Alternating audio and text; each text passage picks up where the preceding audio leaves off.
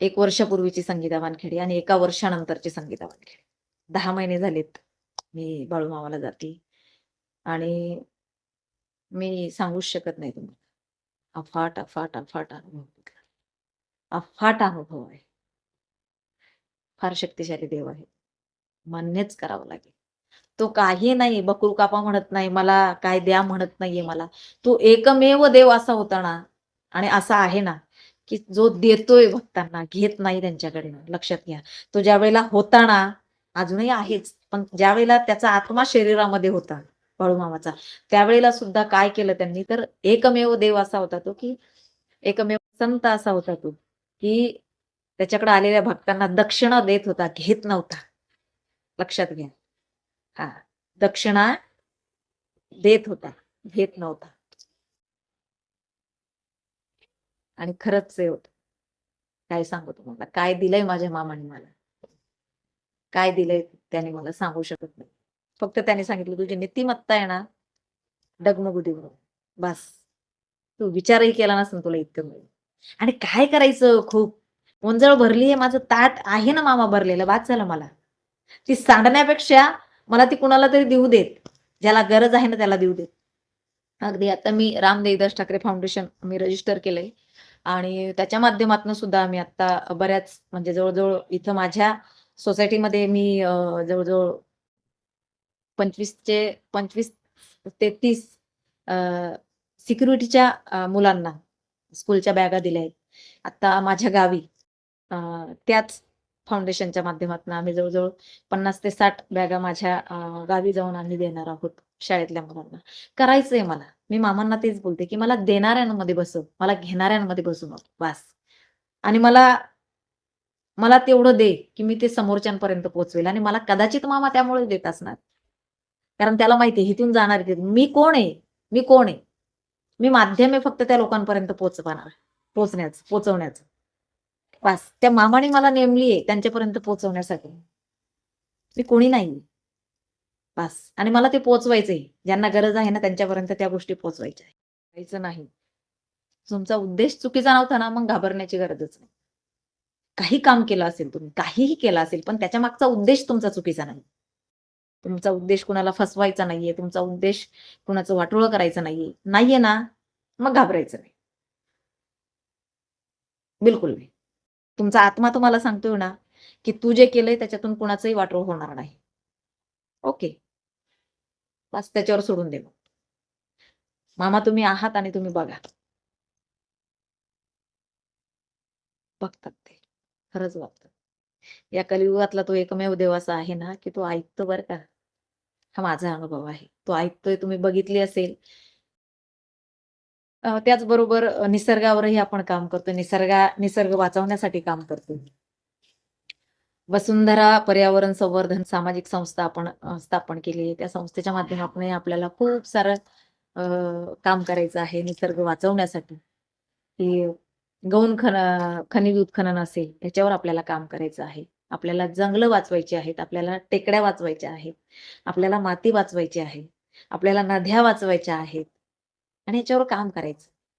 ज्यांना कुणाला इच्छा असेल ना, ह्या सगळ्या गोष्टींवर काम करण्यासाठी नक्कीच जॉइंट व्हा. अ, माझा नंबर हा माझ्या स्पष्ट मत लाईव्ह चॅनलला असतोच. त्याच्या माध्यमातून जोडल्या जा. करूयात आपण कामं तुमच्या भागामध्ये. जिथे-जिथे ज्यांच्या अ, जंगलांमधली झाडं संपली महाराष्ट्रात कुठेही असू देत. तिथं आपण वृक्ष लागवड करूयात त्या ठिकाणी आणि करूयात अशी कामं आपण. पर्यावरण वाचवणं हाही आपला फार मोठा धर्म आहे. कारण पर्यावरण जगला तर आपण उद्या श्वास घेऊ शकणार आहोत. पर्यावरण जर वाचलंच नाही, तर आपणही वाचणार नाही. तर ह्या खूप साऱ्या गोष्टी आहेत अशा.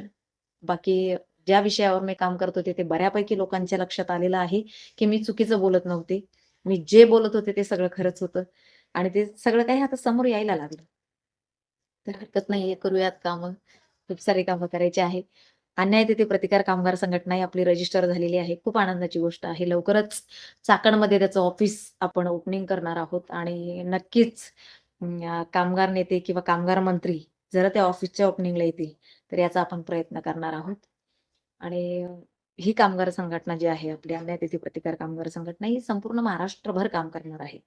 मग त्या मी सांगितलंय मागच्या वेळेसच, की धुण्या भांड्यावाल्या महिला असू देत, कामगार, घरकाम करणाऱ्या महिला असू देत, कामगार वर्ग हा प्रत्येक ठिकाणचा कुठलाही असू दे, त्या प्रत्येकासाठी आपली संघटना ही लढणार आहे आणि चांगलं काम करणार आहे आपली संघटना. तर हरकत नाहीये. मला वाटतं ही एकमेव संघटना असणार आहे, जी महिलांची संघटना आहे. महिला आहे त्याच्यामध्ये फक्त. तर छान काम परंतु आपण सगळ्यांसाठी काम करणार आहोत. करायची आहेत कामं भरपूर करायची आहेत. अ, ऑगस्टमध्ये मी 39 ची पूर्ण होऊन 40वा वर्ष लागेल मला आणि जे पुढचे वर्ष मी जगेल, ते मला संपूर्ण माझे समाजसेवेतच घालवायचे आहे आणि पूर्णपणे घालवायचे आहेत आता. कारण माझ्या मुली मोठ्या झाल्यात, माझ्या लेकी बराच मोठा टप्पा पार केलाय मी त्यांच्या संगोपनाचा आणि आता इथून पुढे काय फक्त त्यांचे थोडंसं शिक्षण बाकी आहे त्यांचं, तेवढं पूर्ण करायचं. एकदा त्यांचे हात पिवळे करायचे मग मी आणि माझी समाजसेवा बास. तर आणि माझा समाज माझ्यासोबत आहेत ते. हे काम मला करायचं आहे. बाकी जो मला विनाकारण नडला, त्याला मी कायदेशीररित्या तोडल्याशिवाय राहिली नाही. कायद्याने बरं का. हे तेवढंच खरं आहे. मला त्यांना पुन्हा एकदा सांगायचं, की त्यांची ना माझी काही एक दुश्मनी नाही. अजूनही स्वतःला सावरा, स्वतःला आवरा आणि चांगली कामं करा. तुमच्याकडनं होणारच नाहीये. कारण मी बघितलंय तुमची देण्याची दानतच नाही. तुम्ही देऊच शकत नाही कोणाला. तुम्हाला फक्त तुमची घरं भरायची बास. तुमचे पोते भरायचे तुमच्या घरातले. हे मी तुम्हाला जवळून बघितलेलं आहे चांगलं. परंतु नका असं करू. नका देऊ तुम्ही. तुम्हाला कोणी म्हणणार पण नाही द्या म्हणून. परंतु जे काही करायचंय ना तुम्ही ते तुमचं तुमचं करा. माझ्या नादी लागून. मला अडकवण्याचा प्रयत्न कराल, माझ्यासाठी खड्डा खोदाल ना, देव तुम्हाला त्या खड्ड्यामध्ये पाडणार. हे 100% माझा बाळूमामा तुम्हाला त्या खड्ड्यात पाडणार. लक्षात ठेवा. सोडणार नाही. हां. अजिबात सोडणार नाही. बरं का. तो बाळू धनगर खतरनाक देव आहे तो. तो चला हेच मला सांगायचं होतं, की विनाकारण कोणाच्या नादी लागू नका, विनाकारण कोणाला छळू नका, विनाकारण कोणाला त्रास देऊ नका. तुम्ही ज्याला द्याल तेच तुम्हाला मिळणार आहे. हे 101% खरं आहे. आतापर्यंत जे मी बघितलंय ना, त्याच्यावरून तुम्हाला सांगते. बाकी आपली कामं छान चालू झालेली आहेत आता आणि करतीये मी. दिखावा नाहीये, अजिबात. बिलकुल दिखावा करायचा नाहीये. मला फक्त काम करायचंय बास. मला फक्त आणि फक्त काम करायचंय.